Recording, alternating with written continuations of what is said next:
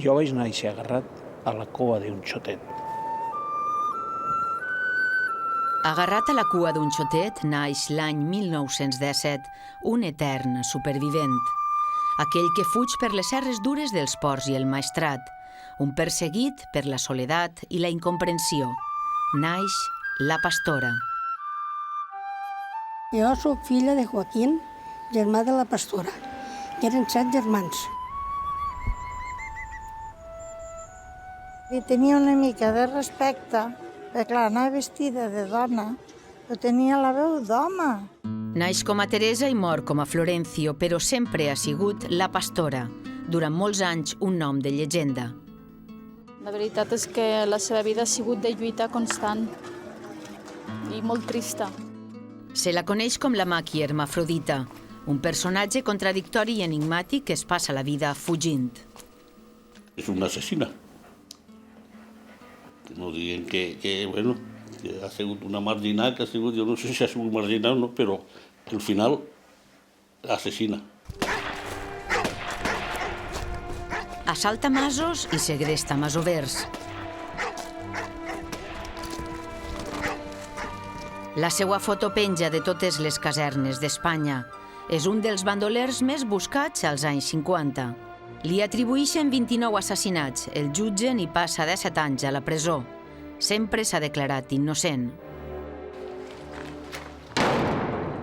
No te quepa la menor duda. Un superviviente, esa es la palabra. Esta és l'ombra de la Pastora. L'ombra d'una vida lligada a una terra i a un moment de la història.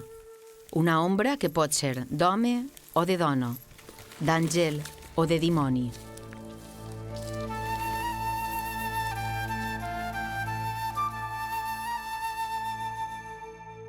Manolo, fins ací podem arribar en cotxe. A partir d'ací, fins al Mas de la Pallissa, on va néixer la Pastora, només podem anar a peu. Només a peu. Quant tardarem? Tardarem aproximadament una hora. Este és el camí que feia la Pastora i feia la majoria de masovers del terme. Tenien moltes hores a peu, molt de treball. Travessem uns senders per on el temps camina a espai, suaument. Ens endinsem en les muntanyes dels Ports i la Tinença de Benifassà, per un paisatge mineral, per la terra on la Pastora és un mite. Això és el mas de la Pallissa del Tossal. Aquí va néixer Florencio Pla Meseguer l'1 de febrer de 1917. Aquí va néixer, va estar uns anys, després la família no era massa apreciat degut al problema genètic que tenia i es va dedicar a guardar el ramat. I anava per diversos masos que llogaven com a pastor. D'ahir se li deu el nom de la Pastora. El paller d'este mas ve al món. És la menor de 7 germans. L'acta de naixement es conserva a l'arxiu de l'Ajuntament de Vallibona. Llegim que la inscriuen amb el nom de Teresa Pla Meseguer. Des del primer dia, la seva vida està marcada per la incomprensió. Son pare, aconsellat per gent que sabien més que ell, decideix inscriure'l com a dona. Però el cert és que és un xiquet. Però la van posar vestida de dona per la mili, perquè llavors se podia lliurar de la mili. I si no, si la declaraven home, anava a la mili. I va ser un fallo molt gros. Trobem la seva neboda a Omedes, a sa casa, a Rossell, al Maestrat. Li mostrem 2 fotos de la Pastora, una d'home i l'altra de dona. Jo la recordo així. Així està igual. Aquí ja no. Però aquí sí, la permanent i tot arreglada, la seva agulla. Aquí ja canvia. Ja canvia totalment. Vostè així no l'ha vist? No. Però vaja, la mirada la té, però ja canvia totalment.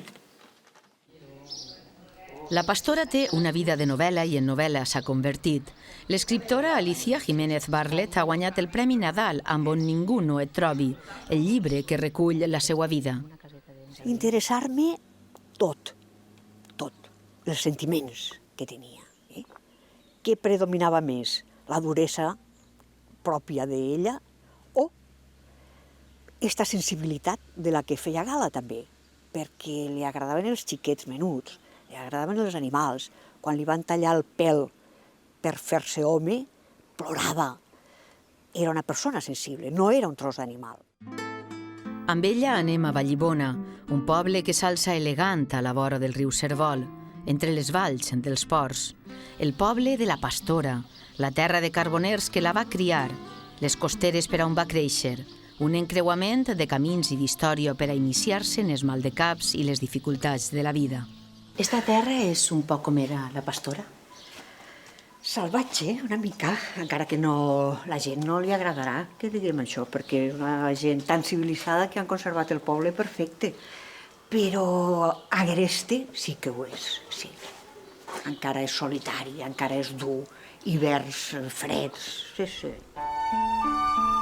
La xiqueta Teresa creix entre el rebuig dels més pròxims. Son pare mor quan té 3 anys, les germanes li peguen, els xics se li burlen, li pregunten «Teresot, què tens entre les cames?» Als 11 anys, sa mare la posa amb amo en un mas. Es dedica en cos i ànima al ramat, els gossos, les muntanyes i la natura. Comença a ser la pastora. Me va explicar que ell coneixia a neixos cabrits, los coneixia per la mirada i dia, este cabrit és de aquella cabra.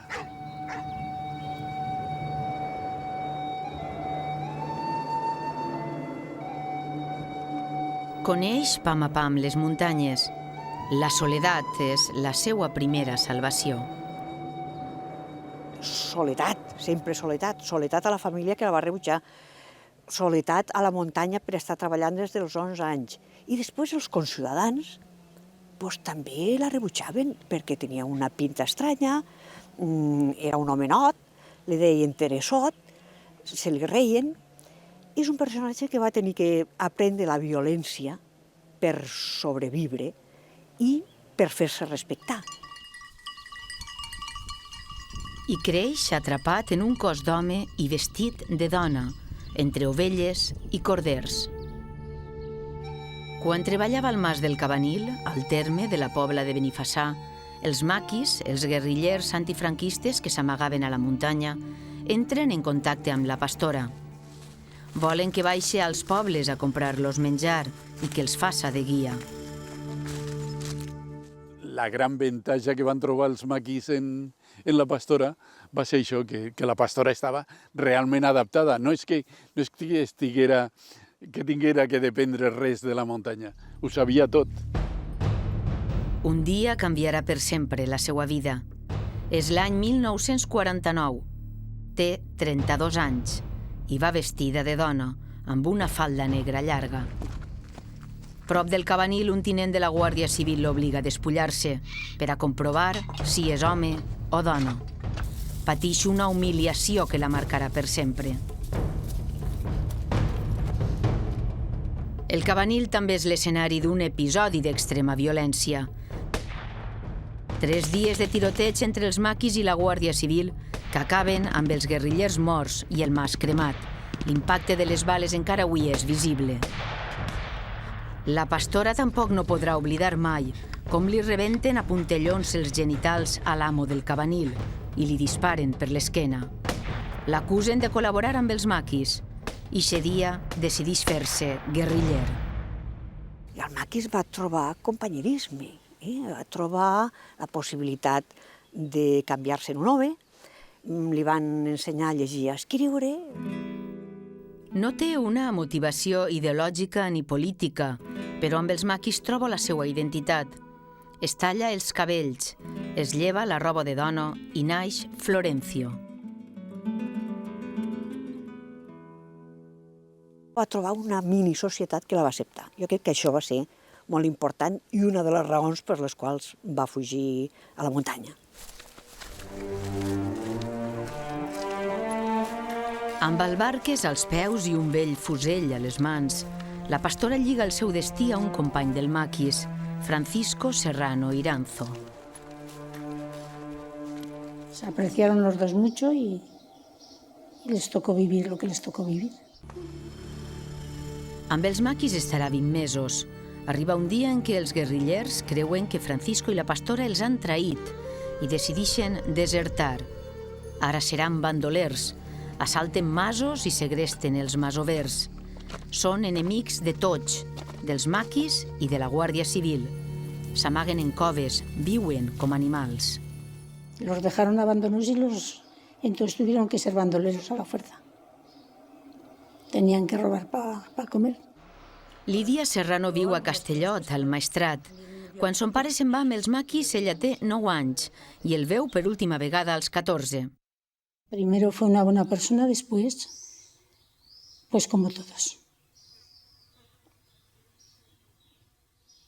¿Qué significa eso, Lidia?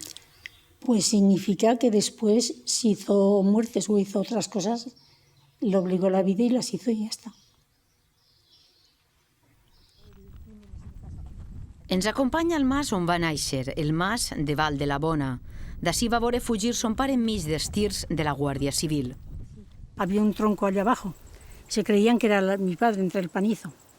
Y bueno, le dieron de descargas al tronco aquel, pero mi padre se había escondido en un caño que había. Y aquel día siempre hemos dicho que dicho sí que hubiera sido que lo hubieran matado aquel día. Josep Maria Clement és una víctima de Francisco i la Pastora. Una data ha quedat per sempre en la seva memòria, el 2 de novembre del 50, el dia d'ànimes. Clemente, avui ens ha acompanyat, hem tornat així a la Torre del Catre, on li va canviar la vida, a vostè i a la seva família. Sí, me va canviar, perquè va vindre la Pastora i Francisco i van matar tota la família, mon pare, ma mare, m'abuelo, mon germà de 14 anys i el de 10 que se va quedar ferit. I jo perquè me vaig escapar, si just també haver portat el mateix camí. I això es pot oblidar? No, això no s'oblida mai. Ara té 76 anys. En tenia 16 quan Francisco i la Pastora assaltaren el mas de la seva família a la Ginebrosa. Els demanaren 40.000 pessetes. Avui torna a obrir la porta al més trist dels records.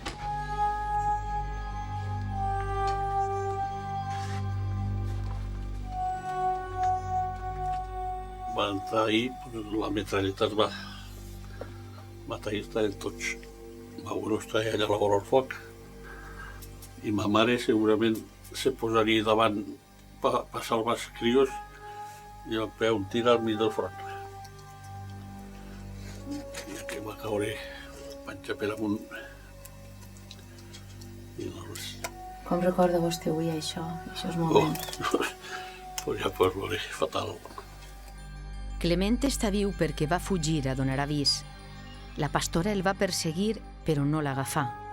Ella anava vestit d'home i era més alt que jo i gros. I mal vestit que anava.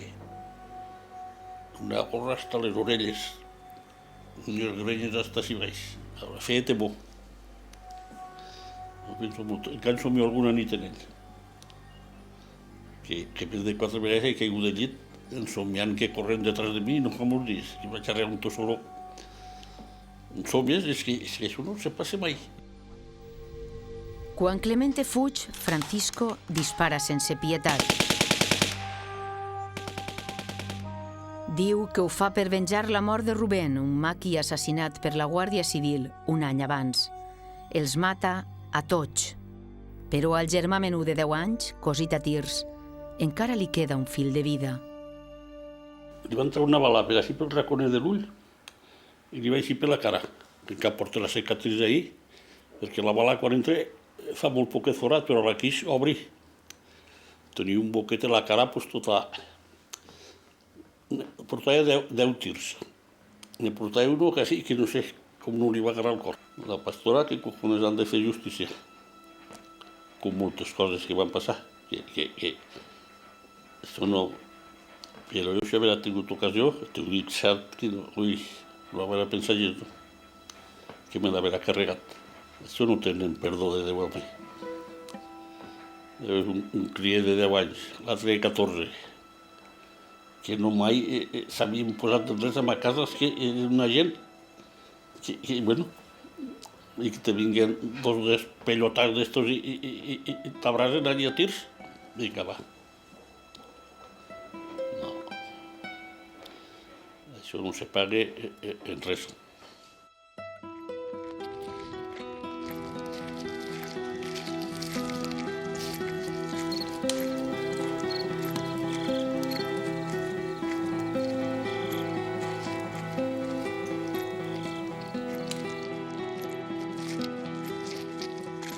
Nit i dia. La Guàrdia Civil els persegueix sense descans. Fugen a Andorra a peu. Allí passen l'estiu del 1952. Quan tornen, decideixen fer un gran colp. Assaltar la masia que la família arrossera dels Nomen té als Reguers, al costat de Tortosa. Els demanen 200.000 pessetes. Era el dia de la vespa dels Àngels i els meus iaios estaven assentats a baix i van passar de nit, una parella.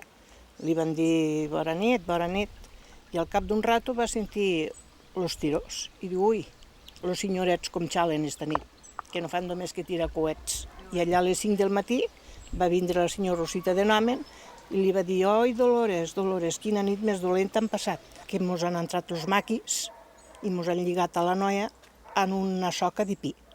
Com us han lligat la noia? Diu, pues sí.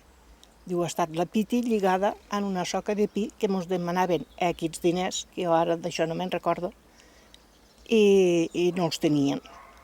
I llavors el noi va entrar i tenia un llibre obert damunt de la mesita i tenia una pistola baix.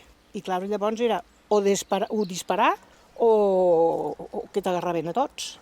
I en va ferir a un, que va ferir a Quico.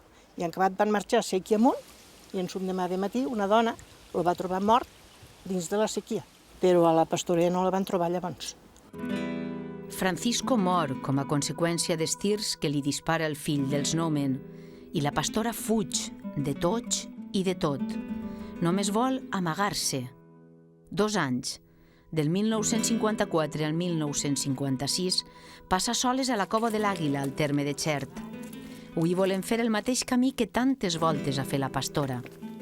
Pugem al Forà de l'Àguila, a 1.000 metres, entre la Serra del Turmell i l'Espadella, un camí de pedres soltes entre matolls i carrasques. Ahí detrás d'aquestes carrasques, allí me penso que se veu ja estem propet. Allà a la penya aquella. Sí, allí baix de la sombra i ja. És meu guapo, s'imagina't aquelles persones i la pastora per ací, Ai, mira. en els anys 50, a soles. Estaven acostumbrats a anar pel món. Que dins del mar. Pugem per un veritable museu a l'aire lliure, per un escenari de natura quasi salvatge. Això és La Cova de l'Àguila. El forat de l'Àguila. Aquí és el lloc que, mira, quan feia més fred, se resguardaven aquí, perquè, clar, allí al campament estava més descobert. Aquí està més racerós, està molt protegit del vent del nord. Sí. I la gent diu que diuen que quan feia molt de vent de cerç, pujava a dalt i començava a córrer, ella, i així se desfogava, li sortia la veu. És que va estar 2 anys així. Sense parlar amb ningú, apenes, ni res. I ahir que devien fer foc o alguna cosa, no? Perquè encara, a veure... Molt negre, està molt... Em sembla increïble que així pugui viure una persona 2 anys. Que hagi un tros de cante, un perolet o algo que ells guardaven el menjar o l'aigua o... Però vols dir que això seria de la pastora i... No sé, però així n'hi ha molts de... Tu n'has vist més? I allí poses el posto que feien ells el foc. Això està tot tan negre, tan fumat. I ahir dins feien el foc i no cal que fera vent i això no hi havia cap perill. I al mateix temps estaven resguardats i controlaven tot el barranc. Lluny, apartat de la vida, només un supervivent pot resistir tanta soledat. I 55 anys després, encara trobem les restes del campament de la pastora fora de la cova. Sobreviu menjant rovellons i amb les figues, creïlles i hortalisses que furta a les nits. Se li oblida fins i tot parlar. És un sentit de lluita, de voler sortir-se'n, de voler viure. La sensació que em dona era com lluitador, però ja no del fet dia a dia, del viure. Elena i sa mare, Soledat Roig, viuen a Tarragona. Soledat és neboda de la pastora. A mi m'ha tingut al braç moltíssimes vegades. M'ha tingut. Jo crec que la recordo més per això, perquè ella a mi era molt carinyosa. Asseguren que l'han buscat, però que els digueren que havia mort. Ara intenten recuperar una part de la seva història. Què li diríeu ara a Florència o a Teresa? Sí. Què li diria si ho tinguera davant, així com em té a mi? Ui, li diria que l'estimo molt i que no el perdria. Jo no el perdria ara. Li sap greu no haver-li dit mai adéu? Molt. Molt, molt, molt, molt. Els ulls de la pastora es cansen de veure cada dia el mateix cel i enfila a peu una altra volta el camí cap a Andorra. Tarda 10 dies a arribar. Es dedica al canvi al contraban de niló i tabac, fins que un contrabandista el delata i el detenen. L'any 1960 la pastora era el criminal més buscat, però la Guàrdia Civil no sabia que era un home. L'única fotografia que tenen d'ell és la d'una dona en permanent. Una foto que, si la partim per la meitat, ens deixa veure eixa dualitat. A la dreta és un home, Florencio. A l'esquerra, una dona, Teresa. Quan la detenen, la porten a la presó de dones de València i li posen una falda i una brusa. El colp és brutal. La van agafar, va estar 3 dies lligada a una cadira que no la van deixar anar ni al lavabo, no? I després li donen una roba de dona, que clar, ell era un senyor tio, no? Una roba de dona que era una faldilla que li anava menuda, l'altra que li deixava les costelles a l'aire. L'informe dels metges conclou que Teresa Pla és un home amb els òrgans genitals defectuosos. El traslladen a la presó model de València i ja mai més tornarà a vestir-se de dona. El 12 de desembre de 1960, un tribunal militar el jutja a Tarragona. Porta un vestit jaqueta marró i corbata. La idea que me vaig fer és que la pastora estava com si res de lo que anava a passar allí, i s'esperava que li demanaren pena de mort, com van fer, no? Pues, com si res de tot allò aniguera en ell. Li atribueixen 29 assassinats, 21 guàrdies civils, 7 alcaldes i un ermità. El condemnen primer a cadena perpètua, després a mort. Ell sempre diu que és innocent, que mai no ha matat ningú.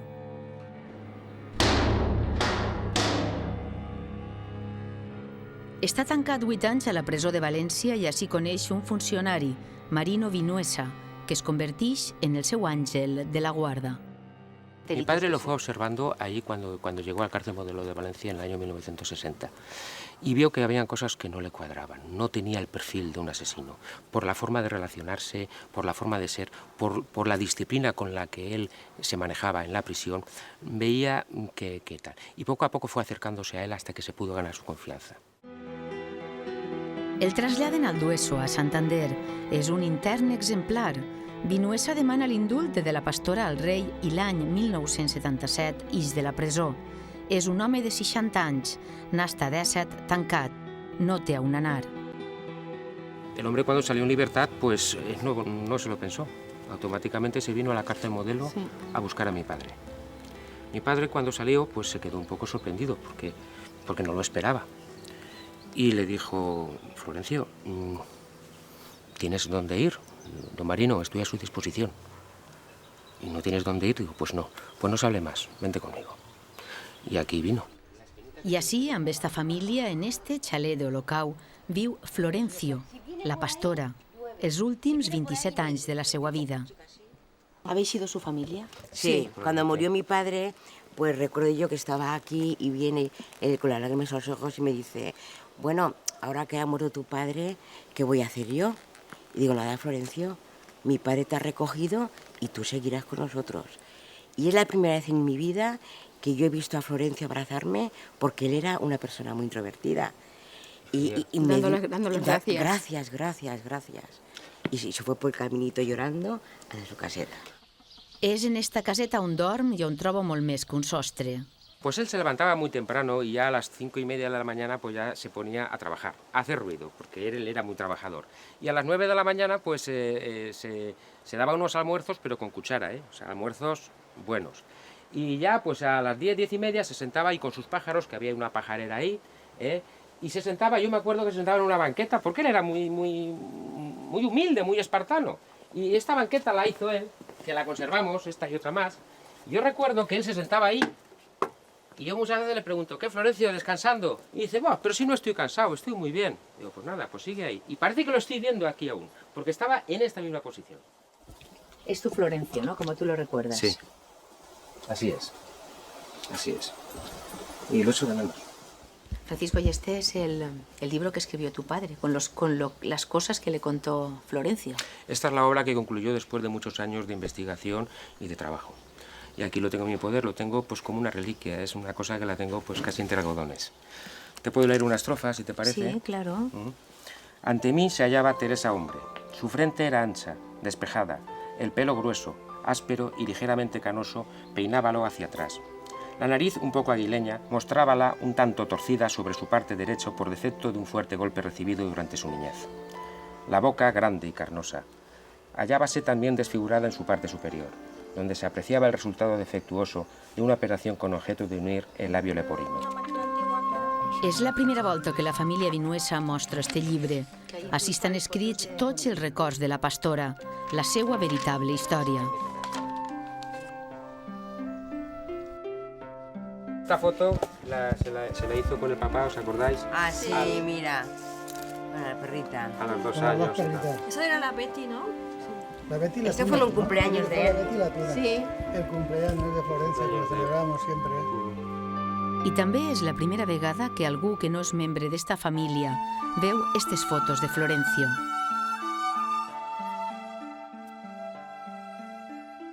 Les fotos d'un home vell que estimen y enyoren. La última foto fue en el cumpleaños de mi hija Andrea. Esta. Sí. Esa es la última foto. Esta fue la última. Esa fue la última que Aquí está observar que el hombre Florencio. ya está ya con 86 años ya. Está con el garrotito. Bueno, celebramos el Ese fue el último cumpleaños de- cumpleaños. Florencio Pla Meseguer, la pastora, mor el cap d'any del 2004, assentat en esta cadira de la cuina, després d'esmorzar. Abans ha pogut fer realitat un somni, tornar a Vallibona i aconseguir que en la seva partida de naixement ja no posi Teresa, sinó Florencio. I com a Florencio el trobem en els arxius de Canal 9. Descobrim la imatge i la veu de la pastora. És una entrevista de l'any 1990. Té 73 anys i és l'única vegada que Florencio Pla ha parlat per a una televisió. Ho fa per a recordar amb amargura com va entrar al maquis. Porque yo prefería morir en un tiro, pero no morir de torturas. Porque el dueño que tenía yo lo mataron y le arrancaron los testículos. Le mataron. La Guardia Civil. Y conforme a otros que enclavando cañas por bajo las uñas, que les dejaron deshechos. Y otros mancos.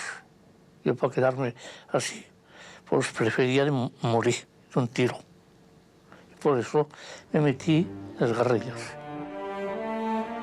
Veiem i escoltem un ancià de cabells blancs i aspecte cansat, amb una veu que quasi no l'ix del cos i el llavi partit. Un home vell, a qui fins als 32 anys obliguen a ser dona. Testimoni d'una època de massa dolor i rancúnia, amb uns ulls que primer foren els de la xiqueta Teresot, després els de la pastora, la xicona grandota de cabells llargs i permanent, sempre vestida de negre i de mal geni. Però també els ulls del maqui que un dia es talla els cabells i comença a ser Florencio. Els del bandoler indomable i violent, els del còmplice de crims, segrestos i assalts, els de l'enemic de tots, els ulls del condemnat a mort. És la mirada d'un home que recorda una vida que ni tan sols és conscient d'haver viscut. Són els ulls d'una ombra.